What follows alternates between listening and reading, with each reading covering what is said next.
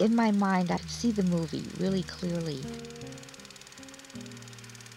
The first shot is the camera panning down on a beautiful tree-lined road.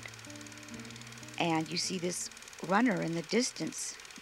And as you come in closer, you see that it's a woman. It's a happy scene. She's waving to people and seems quite happy.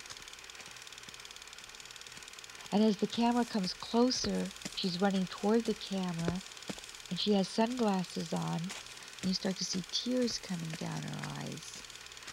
And you're baffled by it, because here's this what appears to be a happy woman, and she's not happy. She's got tears in her eyes.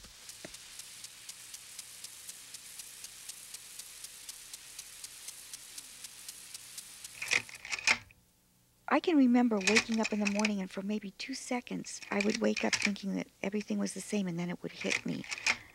Oh my God, I'm alone. And that pain would just flood me and stay with me all day until I went to bed and fell asleep.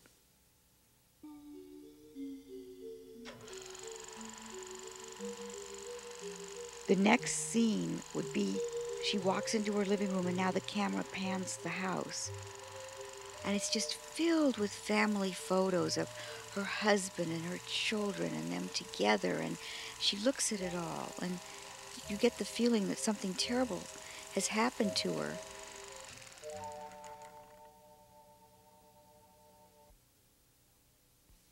After the divorce, actually it was not so much after the divorce, but after he left the house, I would see people in twos and realized I will never be in twos anymore. I was just one by myself.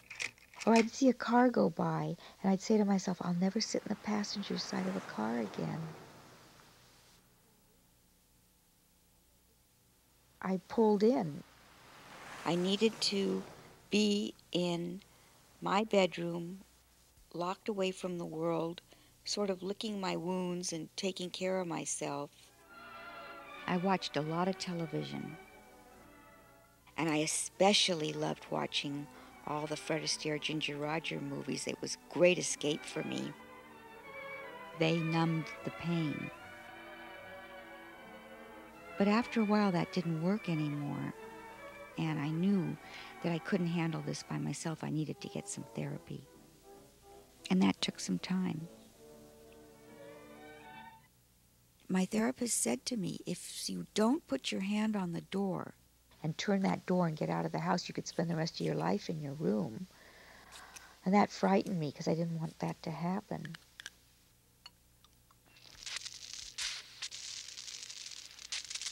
I wasn't really ready to go out into the world, but I was ready to go out into my backyard and control that and plan that.